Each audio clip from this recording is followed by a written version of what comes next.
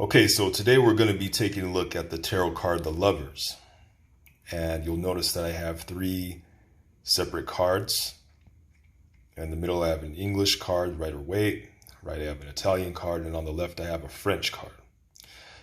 I'm going to be making some comparisons between the three, and I'm going to go and explain the backstory behind this card we call the Lovers. So the first, we'll notice the Rider Waite deck in the middle, and you'll see that it's similar to the story of Adam and Eve.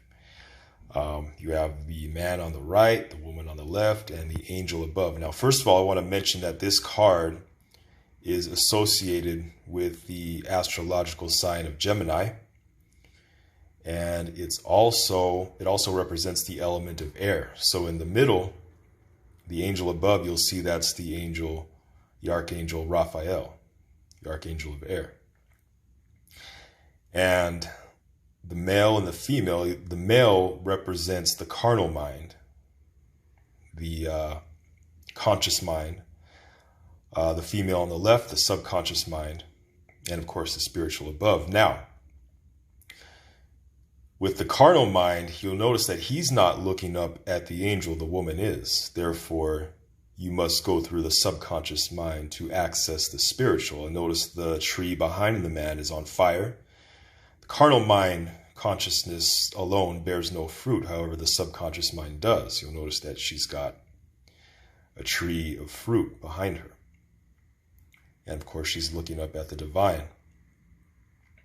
And of course, you have the sun behind the angel, which you can say represents God or the source, the universe, whatever you want to call it. Now, the cards on the left and right, they actually have they have a backstory to them, and it has to do with mythology.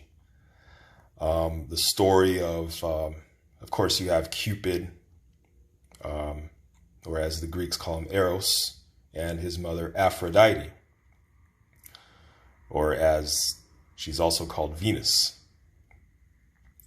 And they would always team up, and Cupid would like to go ahead and rule things in Venus's favor. And so what happened was there was a man this was taking place in the land of Troy. A man by the name of Paris, who was the second son of the king of Troy, was born. His mother had a vision that she would give birth to a flame that would catch the land of Troy on fire and burn it to the ground. So she went to a seer by the name of Issachus, and he said, well, why don't you just go ahead and leave him on the Mount of Edo, and they'll to die when he's born. So she did just that. Well, a wild boar came along and found him, and then he was subsequently raised among shepherds, so he escaped death. At the time, there was a wedding between the sea goddess Thetis and a mortal by the name of Pelus. And there was a goddess by the name of Eris, aka Discord. She was not invited, and she did not like that. So during the wedding, she went into while the wedding feast was going on, and she had an apple. And she says, whoever catches this is the best or the fairest. And basically, it was a competition of which woman was the best. Well, when she threw it up, there was three goddesses that caught it at the same time. You had Hera, Athena, and Aphrodite.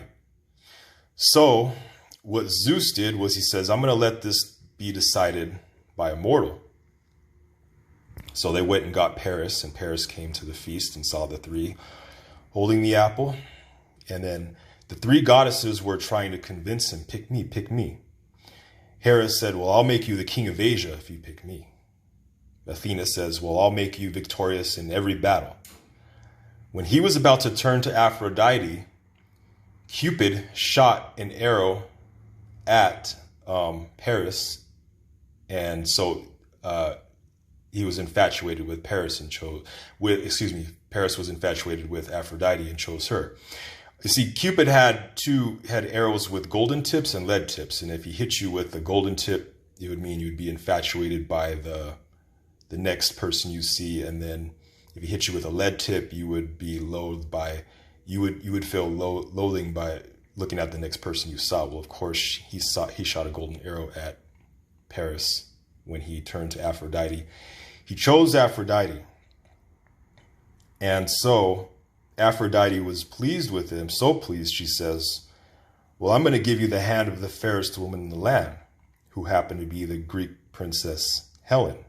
She was already married to the Spartan king, and so that caused some tension, because Helen was abducted, and so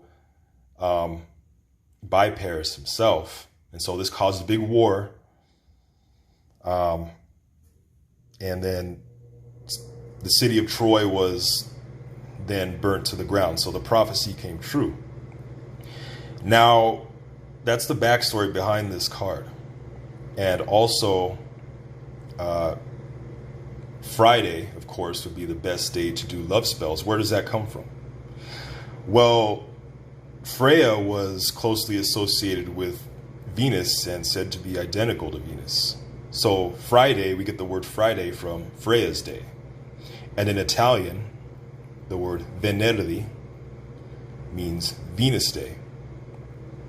So that's the backstory behind the tarot card, the Lovers, and what you see nowadays. So if you come across this card, know that the light of Venus may be shining down her favor upon you. This could mean, love between a man and a woman. It could mean a business partnership. It could mean some kind of partnership of some kind. Maybe it may be telling you to think with, whether you're deciding you're thinking with your head or your heart, making decisions like that. And so, yeah, that's the story. That's my commentary on the tarot card, the Lovers. If you haven't, make sure you go ahead and check out the Dark Sorcery Facebook group. Go ahead and send us a request and join. Check us out on Instagram, Dark Sorcery 6669. And also the Dark Sorcery, like and subscribe to this Dark Sorcery YouTube channel. If you'd like to book a tarot reading with me, check out the page on Facebook called Dark Line Readings. Message that for pricing, book an appointment. Dark blessings.